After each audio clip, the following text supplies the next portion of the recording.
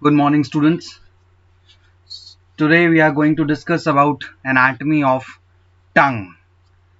Very important structure which is composed of skeletal muscles, and that muscles are totally voluntary.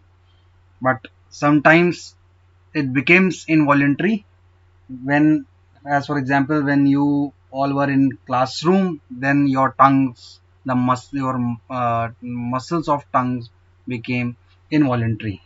So jokes apart, but the tongue is a muscular organ which is situated in the floor of the mouth. So let's start with this very important structure present within the oral cavity, that is tongue. So yes, what is tongue? As I have already told you that tongue is a muscular organ and it is situated within the floor of the mouth, and it has various functions. That is, it is responsible for taste sensation, it is responsible for speech, for mastication, for deglutination.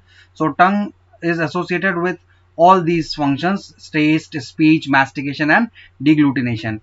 And talking about its structure, so as you can see in this figure, it is divided into two parts. The anterior two-third is the oral part which lies within the oral cavity, and the posterior one-third is the pharyngeal part which lies within the pharynx. And these two division, the tongue is divided into these two parts by a V-shaped furrow or a V-shaped sulcus, which is known as sulcus terminalis. Yes, so this sulcus terminalis is a V-shaped sulcus, sorry, which divides the tongue into the oral part and the pharyngeal part. And in between this sulcus terminalis, there is a structure which is called as foramen cecum, and this foramen cecum represents the site of the it represents the side from which the basically the thyroid diverticulum grows down in the embryo. Okay, so this foramen cecum has its embryonic importance, and this foramen cecum is nothing but a pit which lies on the median point of this sulcus terminalis. Okay, we'll go with details of the sulcus terminalis in the external features slide. Now, moving on to external features, so the tongue is used to have a tip, then it used to have a body, and last but not the least, there is a root of the tongue. Okay, so this is the tip of the tongue, this hole is the body, and this is the root of the tongue. Okay, now first of all we'll talk about the body, the main part. So the body has an upper curved surface, which is known as dorsum or called as dorsum of the tongue. So this is the dorsum of the tongue, the upper curved surface of the body. And the and it is also this body has an inferior surface, and this inferior surface is within the oral cavity only. This inferior surface is within this oral cavity only. Now the dorsum, talking about the dorsum, so this hole is the dorsum, which is divided into two parts as we have already discussed. The anterior two-third is the oral part, and the posterior one-third is the pharyngeal part. These two parts is divided with the help of sulci, that is known as sulcus terminalis. Now we will talk about the root of the tongue. So as you can see in this figure, the root is seen to be attached to the mandible. Yes, it is attached to it is seen to be attached to the mandible, and as well as to the hyoid bone. Okay, so the root of the tongue is attached to the mandible and soft palate above and hyoid bone below. And because of these bony attachments of the root of the tongue, uh, we are not able to swallow the tongue itself. That means that as tongue is a muscular organ, there is a possibility that we can swallow the tongue also, but the tongue cannot be swallowed due to this attachment of the root of the tongue with the mandible and the hyoid bone, mandible above and hyoid bone below. Okay, now in between these two bones, as you can see in this figure, this is the root of the tongue, and in between the mandible and the hyoid bone, this root of the tongue is in relation of two muscles, the geniohyoid muscle and the mylohyoid muscle. So in between these two bones, the root of the tongue is in relation to these two muscles, the geniohyoid, and deep to geniohyoid is the mylohyoid muscle. Now talking about the tip of the tongue, so the tip of the tongue forms the anterior free end, and which at rest lies at the upper incisor. Okay, so in this figure, as it is in this figure, it is seen as this tip is lying at the level of the lower incisor, but no, at rest you can feel that at rest your tip of tongue lies at the level of the upper incisor. Now talking about the dorsum again, so the dorsum of the tongue, as I have already told you, that is convex in shape, and it is convex in all direction. You can see this dorsum is convex in all direction. Only one direction is seen, antero-posterior direction is here, which is visible. But in 3D or in a subject, if you want to observe the tongue in a subject, then you can see that the dorsum has convex shape in all directions, and this dorsum is divided into two parts, as we have already told you, discussed previously, that it is divided into anterior two-third is called the oral part, the posterior one-third is the pharyngeal part, and this division is done with the help of a sulci, which is called as sulcus terminalis. And there is a median furrow,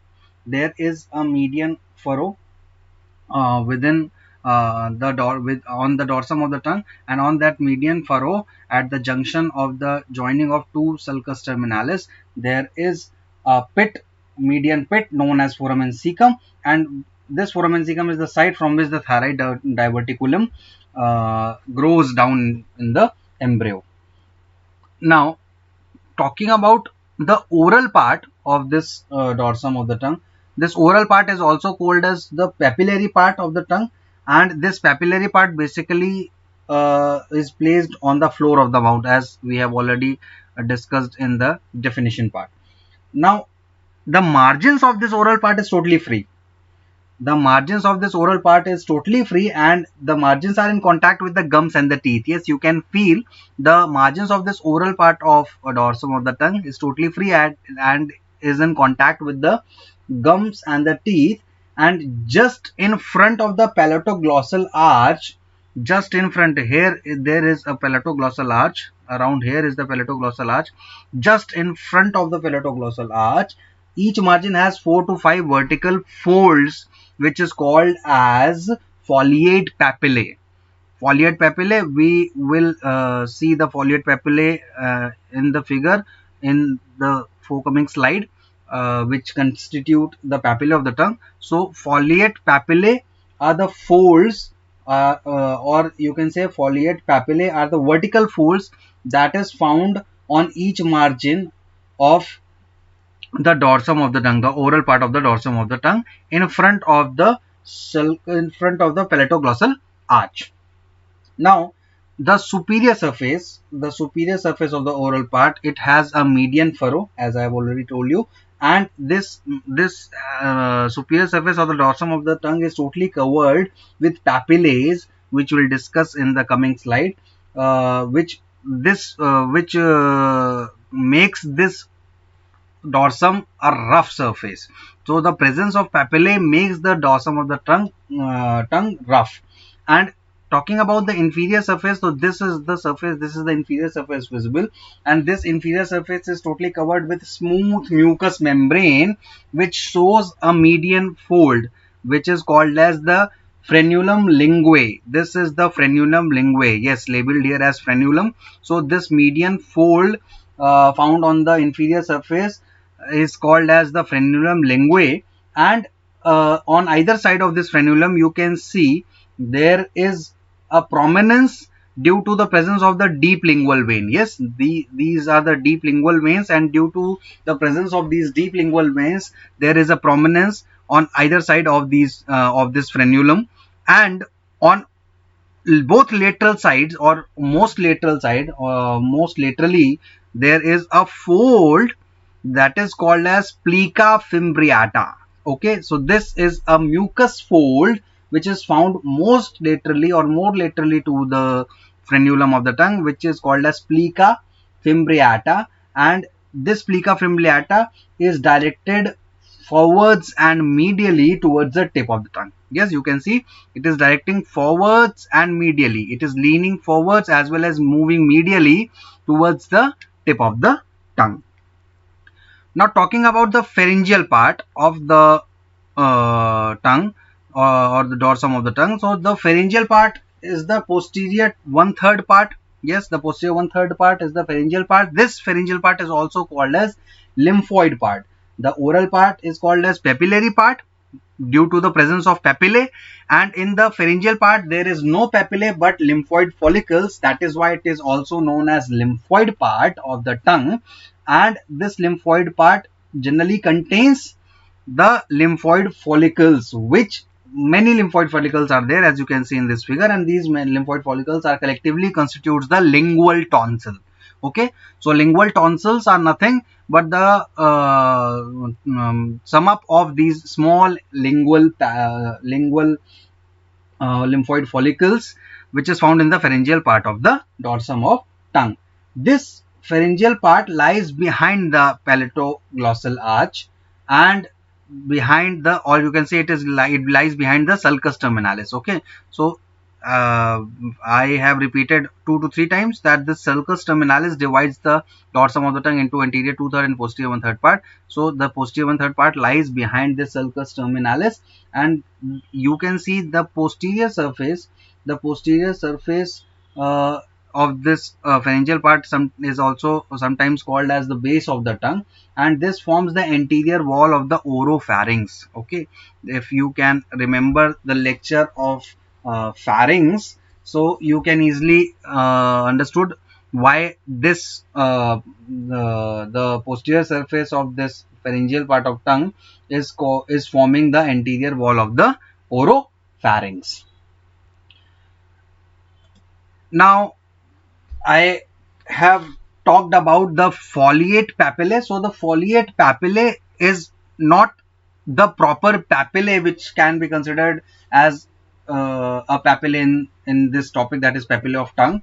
If there is a the question asked in examination that define papillae of tongue, or what are the types of papillae of tongue, then you have to mention only 3 types: the circumvallate, the filiform and fungiform. The foliate papillae cannot be considered as the papillae of the tongue. These are only the vertical folds which is found anterior to the or front of the palatoglossal arch, and it is found on the border, on the margin of the dorsum of the tongue, basically oral part of the dorsum of the tongue.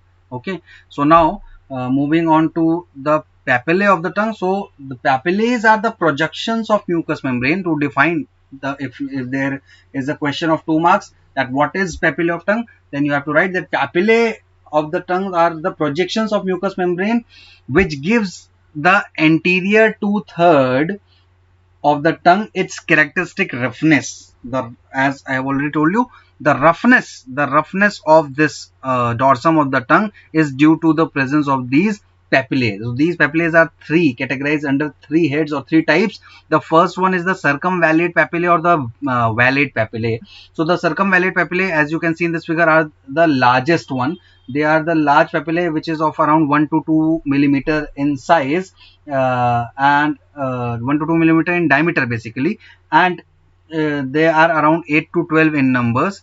Here in this figure it is seen as it has more, this figure has more circumvallate papillae, but approximately it has a human body has 8 to 12 circumvallate papillae, or it may be more in some subjects, and they are situated just immediately in front of the sulcus terminalis. So here there is a sulcus terminalis, and just in front of the sulcus terminalis this circumvallate papillae resides or lies there. And this each papillae, this is as the name itself suggests, that these papillae are cylindrical projections and it is surrounded by a circular sulcus. Yes, these are the, you can see these are the cylindrical projection, and there is a circular circular sulcus which surrounds this cylindrical projection. The walls of this papillae, circumvallate papillae, is slightly raised above the surface of the dorsum of the tongue. Now the second one is the fungiform papillae. The fungiform papillae, as you can see, they are very numerous in numbers, and they are numerous near the tip of the tongue and near the margins. Okay, so near the tip and the margins, they are very numerous, and this fungiform papillae, they are smaller in size as compared to the circumvallate or vallate papillae, but they are larger as compared to this filiform papillae. These dots, and this fungiform papillae is characterized by its bright red color, and it has a narrow pedicle and a large rounded head. Yes, these are the fungiform papillae. It has large rounded head and has a narrow pedicle, and these papillae are red in color. That is why it can be easily distinguished. And the last but not the least are the filiform papillae, which is the smallest papillae, also called as conical papillae. This covers the presulcal area. This covers the presulcal area of the dorsum of the tongue, and is widely distributed along through the dorsum of the tongue. And this filiform papillae is responsible for the velvety appearance of the tongue. Okay, so the tongue seems to have a velvety covering, and this velvety appearance of the tongue is due to this filiform papillae. These papillae are pointed. And are covered by keratin. Okay, so these papillae are covered by keratin, and these are basically pointed. So these are the three types of papillae: the the circumvallate, the filiform, and the fungiform. And these three papillae are responsible for the appearance of roughness of the dorsum of the tongue, as well as for the velvety appearance of the tongue. Now, talking about muscles of tongue, so muscles of tongue is classified under two different heads: the intrinsic muscles and the extrinsic muscle. Now, I have already discussed about the middle fibrous septum. This is the middle fibrous septum. This divides the tongue into the right and the left half. Yes, you can see in this figure that this is a tongue which can be easily divided into right and the left half, the right half and the left half, but with the help of this septum, which is known as middle fibrous septum. And this middle fibrous each half of this tongue, which is divided by the septum, has four extrinsic as well as four intrinsic muscles. Okay, so each half of the tongue has four intrinsic muscles and the four extrinsic muscle. Now we'll go with the intrinsic one first. So there are four intrinsic muscles: the superior longitudinal, the inferior longitudinal, the vertical, and the transverse. Okay, the superior longitudinal, the inferior longitudinal, the vertical, and the transverse. And the extrinsic muscles are the palatoglossus, the styloglossus, the hyoglossus, and the genioglossus. Now we'll discuss these muscles in detail in separate slide. Well, firstly we'll talk about the intrinsic muscles of the tongue. So the intrinsic muscles basically occupies the upper part of the tongue. As you can see in this figure, the intrinsic muscle basically occupies the upper part of the tongue and are attached to the submucous fibrous layer, and the median fibrous septum.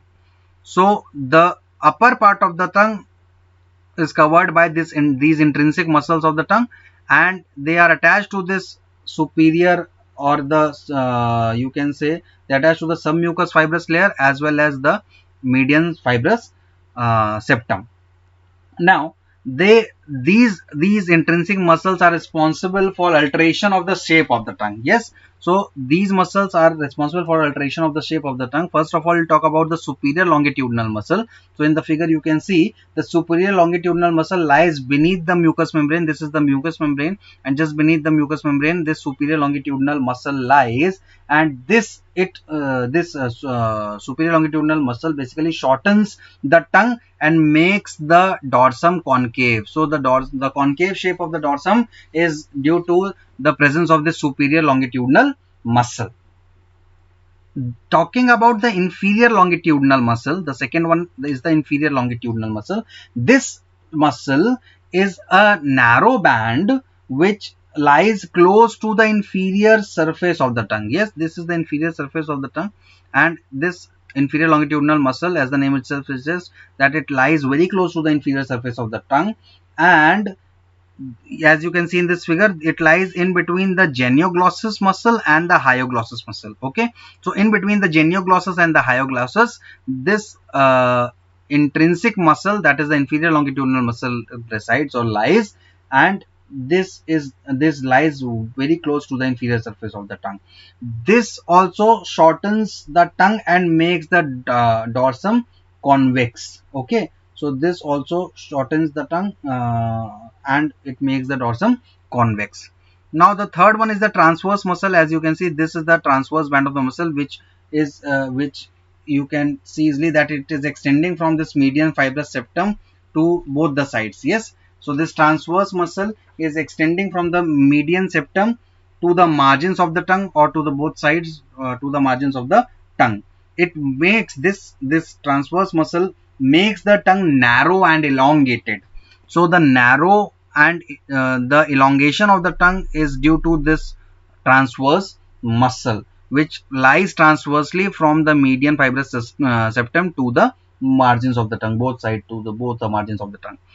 Last but not the least are the vertical muscles. So these vertical muscles are found at the borders of the interior part of the tongue. You can see this, these are found at the borders of the interior part of the tongue, and these vertical muscles basically makes the tongue broad and flattened. So the flatness of the tongue and the broadness is provided with the help of these vertical muscles. So these are the four intrinsic muscles which are responsible for the shape or the structure, basic structure of the tongue.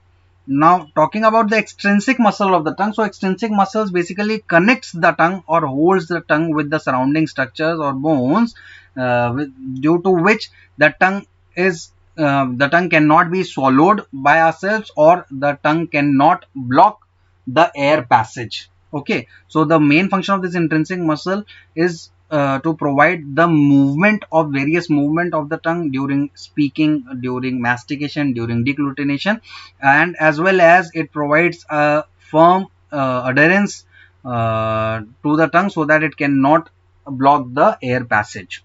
Now we have already discussed the name. There are four extrinsic muscles of the tongue: the palatoglossus, the styloglossus, the hyoglossus, and the genioglossus. These are the four muscles: palatoglossus, styloglossus, this is the palatoglossus, this is the styloglossus, this is the hyoglossus, and this is the genioglossus. Now talking about the attachment of these muscles. So the genioglossus adheres the tongue to the mandible. As you can see, yes, this genioglossus muscle, it adheres the tongue to the mandible. Yes, then you can see this hyoglossus, as the name itself suggests, the hyoglossus adheres the tongue to the root of the tongue to the hyoid bone. This is the hyoid bone, and the hyoglossus muscle attaches the tongue to the hyoid bone. The styloglossus muscle attaches the tongue, root of the tongue, to the styloid process, and the palatoglossus muscle will be attached to the palate. Okay, so these muscles are responsible for the movement of the tongue during mastication, speech, as well as degglutination. And the most important muscle, or you can say the main bulk of the among these muscles, are the is the genioglossus. Sorry, is the genioglossus muscle. This genioglossus forms the main bulk of the tongue. You can see in this figure, this whole band of the muscle is the genioglossus muscle, and it forms the main bulk of the tongue. Paralysis of this genioglossus muscle is may allow the tongue to fall back in the oropharynx and block the air passage. So this genioglossus muscle is forming the main bulk of the tongue, and paralysis of this may lead to the blockage of air passage, because this due to this due to the paralysis of this genioglossus muscle, the tongue will fall back within the oropharynx. And even during anesthesia, if a subject is giving if a subject is receiving anesthesia, then the tongue is pulled forward to clear the air passage. Okay, the tongue is pulled forward so that it cannot go back to the oropharynx, or it cannot fall back to the oropharynx and block the air passage. Now, yes, talking about the arterial supply of the tongue. So arterial supply is done through this deep lingual artery, or you can say the lingual artery. This is the lingual artery. This is the lingual artery. Yes, and this lingual artery serves as the chief artery of the tongue, and this lingual artery is the branch of external carotid artery. This is the external carotid artery, and this lingual artery is a branch of external carotid artery which serves as the chief artery which supplies the tongue. And the root of the tongue, talking about the root of the tongue, so the root of the tongue is also supplied by the tonsillar as well as ascending pharyngeal arteries. Okay, so the root of the tongue is also supplied by the tonsillar and ascending pharyngeal artery, which is not seen here. The main artery supplying the arterial blood to the tongue is the lingual artery, which is a branch of external carotid artery. Talking about venous drainage, so venous drainage also, the deep lingual vein. This deep lingual vein is the main vein, is the largest and the principal vein of the tongue. It drains majority of the blood of the venous blood of the tongue into the internal jugular vein or the common facial vein. And this deep lingual vein, along with this deep lingual vein, there are some dorsal lingual veins too, which follows this dorsal lingual vein, which basically follows the lingual artery. Yes, this dorsal lingual vein follows the course of the lingual artery, and it also drains the venous blood from the tongue. So the dorsal lingual vein along with this deep lingual vein will finally joins and form the lingual vein, which ends into the internal jugular vein or the common facial vein. Lymphatic drainage of the tongue will be divided into three parts. The tip, the first we will discuss about the tip. So the tip of the tongue will drain its lymph bilaterally into the submental group of lymph nodes. Okay, so the tip of the tongue drain its lymph bilaterally into the submental group of lymph nodes. And the talking about the anterior two-third of the dorsum of the tongue. So the anterior two-third of both the right and left half of the tongue will drain its lymph unilaterally to the submandibular group of lymph nodes. Unilaterally means either to the left or to the right submandibular lymph nodes. Some central lymphatics drain the lymph to both the submandibular lymph node. That is, bilaterally they are draining their lymph within this submandibular group of lymph nodes. Talking about the posterior one-third of the tongue, that is the pharyngeal part of the tongue, this will drain its lymph bilaterally into the deep cervical group of lymph node as well as jugulo-omohyoid group of lymph nodes. This jugulo-omohyoid group of lymph nodes is also known as the lymph nodes of the tongue, and it receives the lymph from the posterior one-third part of the tongue, that is the pharyngeal part of the tongue. Nerve supply of the tongue is very interesting. It has both the motor and the sensory nerve supply. Now the red one, this half red one is this side is showing the motor nerve supply, and this yellow side is showing the sensory nerve supply.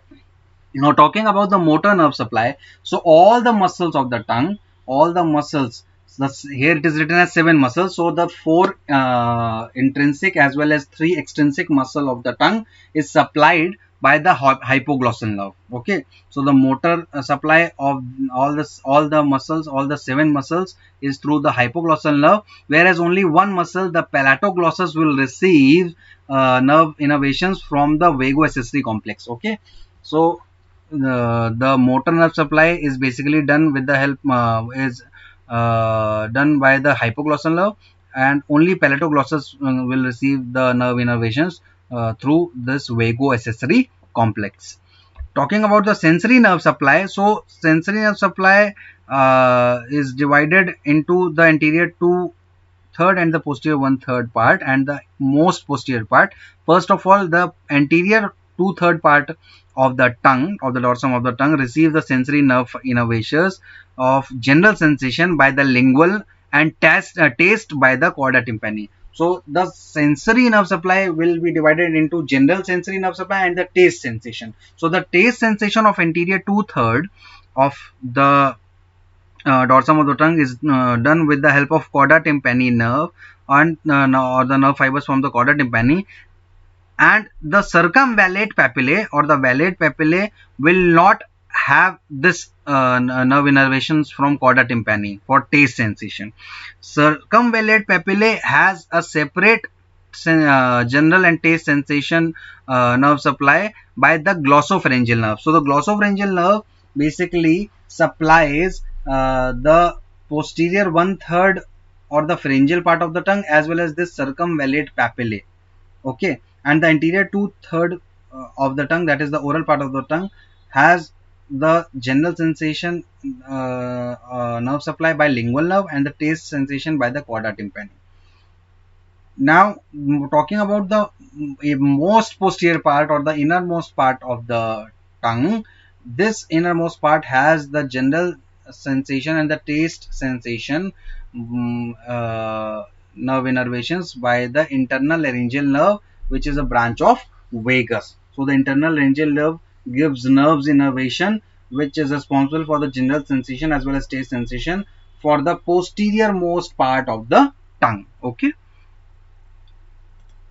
Now moving on to the clinical aspect of tongue.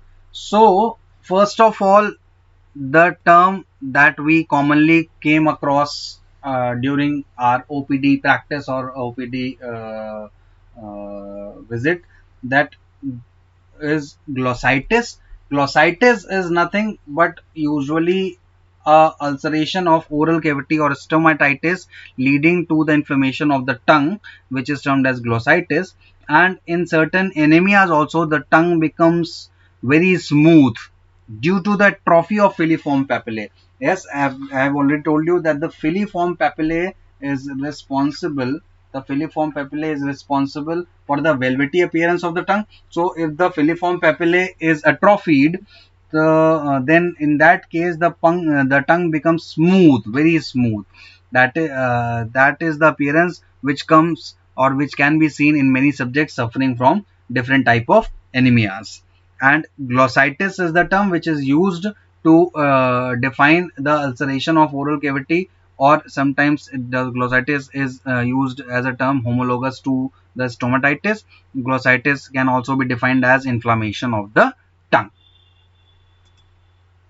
Now talking about the paralysis of extrinsic muscles. So yes, we have already discussed about the motor supply of the tongue, that is with the help of hypoglossal nerve. So if in case of any type of injury to the hypoglossal nerve, there is paralysis of the muscles of the tongue, and the paralysis will occur on that side of the tongue which side has the lesion, or which side's hypoglossal nerve has the lesion. That means if the right hypoglossal nerve has the lesion, then the right side of the muscles of the tongue will be paralyzed, and if the left side will have the lesion, left hypoglossal nerve will have the lesion, then the left side will be paralyzed. Okay, so in this figure, as you can see, the tip is pointing towards the left paralyzed side. So in this case, the person is having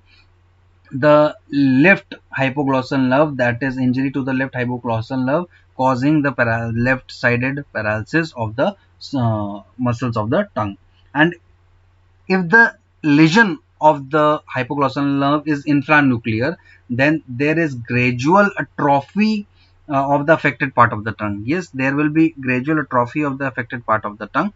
And in case of supranuclear lesions, there is paralysis without wasting of muscle. Okay, so there will be no atrophy seen in case of supranuclear lesions of the tongue, but in case of infranuclear lesions, there will be atrophy also along with the paralysis of the muscles of tongue. Talking about carcinoma of tongue, so carcinoma of tongue is very common, and this carcinoma is commonly affecting the sides of the tongue or the free margins of the tongue, and the side or the area having the carcinoma is surgically removed from the tongue. And along with this, all the deep cervical lymph nodes are also to be removed. That is, block dissection of the neck should be done in order to stop the recurrence of this cancer or malignant disease. Yes, and this carcinoma of the tongue is very common within the posterior one third of the tongue, and it is also more dangerous and if it occurs in the posterior one third, that is the pharyngeal part of the tongue, because there is bilateral lymphatic spread. There will be bilateral lymphatic spread if the carcinoma occurs in the pharyngeal part, that is posterior one third part of the tongue. So that is all. And there is also one condition that is termed as epilepsy. This is a neuromuscular, you can say this is a uh, neurological disorder in which there is fits or seizures, and in that condition there will be damage of tongue, or the tongue can be bitten in between the teeth during the seizure or during the attack of that seizure. So it can be prevented by using a mouth gag at the onset of the seizure. So this is very important also, which I have missed in the slides. So I just got a click that I must tell you that in cases or in subjects having grand mal epilepsy, the tongue is very commonly bitten between the teeth, and it can be prevented very easily with the help of a mouth gag, which can be used at the onset of the seizure. So that is all for today. In next video lecture, we'll discuss or we'll start with the anatomy of ear. Till then, stay home, stay healthy, take care. Thank you so much.